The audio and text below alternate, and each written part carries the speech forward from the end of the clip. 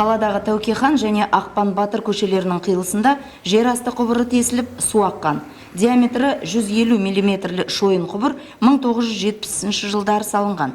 Санитарлық нормалар мен талаптар бойынша мұндай магистральды құбырды пайдаланудың мерзімі 30 жылдан аспауы керек.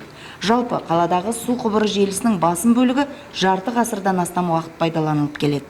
Мысалы, Еңбекші ауданындағы су жүйесінің мамандары жылына бірнеше рет асфальтталған жолды бұзып, түрлі апатты қалпына келтіруге мәжбүр. Қазір біз асфальт қабатының бетін алып, жөндеу жұмыстарын жүргіземіз. Бұл жерде диаметрі 150 құбыр, темір құбыр жатыр. 1970 жылы салынған. Темір су құбырының өзі жұмыс істеу қабілеті бар жоқ 30 жыл болса, бұның біз эксплуатацияда жасап атқанымызға қазір уже мұны 53 жыл болыпты. Оны қазір жөндеу жұмыстарын жүргіземіз, бірақ бұл мәселе шешілмей тұр. Одан жөндеу жұмыстарын жүргізген. Бұны толығымен ауыстыру керек.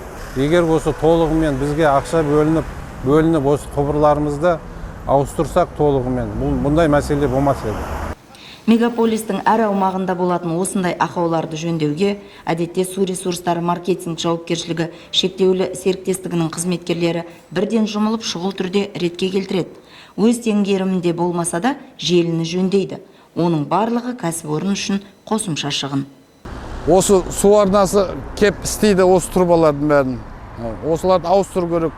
Оларда кеп істей береді, айтқан ақшалары жетпейді олардың. Көмектеспей ма мемлекет? Ақшаларын бермей ма, көмектеспей ма осыған? Сапалы қылып істемей ма? Осы су құбырларын, турбаларын.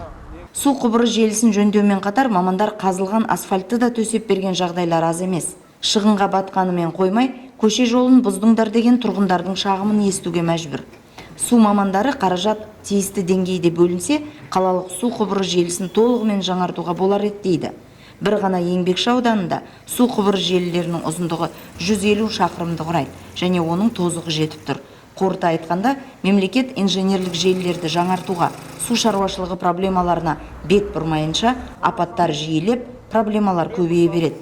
Сондықтан жалпы жүйені жаңарту тиімдірек. Оған сөзсіз инвестиция құю керек.